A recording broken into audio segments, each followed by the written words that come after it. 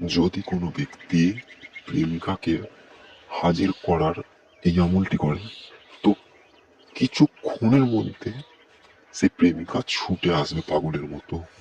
এই আমলটি করার জন্য একটি রূপোর প্লেট তৈরি করে নিতে হবে। সেই প্লেটের উপরে মেয়ের নাম ও মেয়ের মায়ের নাম লিখতে হবে, আর ছেলের নাম ও ছেলের পিতার নাম লিখতে হবে।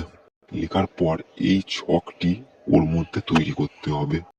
দিয়ে এই ছকটি তৈরি হয়ে গেলে কোনো একটি নিঃশব্দ জায়গায় যেতে হবে, যেখানে কেউ কাউকে জ্বালাতন করবে না, ডিস্টার্ব করার কেউ থাকবে না।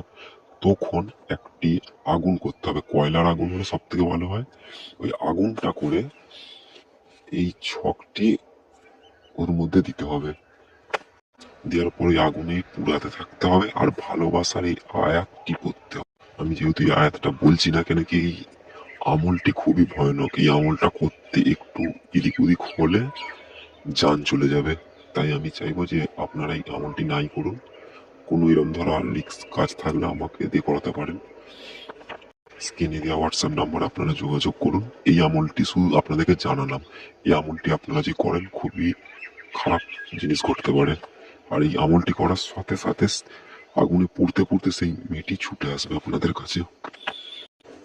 আর হোক যেমনই কাজ আপনারা যে আমাকে দিয়ে করাতে চান, সেটা কালো জাদু হোক কি বশীকরণ হোক কি যেমনই কাজ হোক, আপনারা স্ক্রিনে দেওয়া হোয়াটসঅ্যাপ নম্বরে মেসেজ করতে পারেন।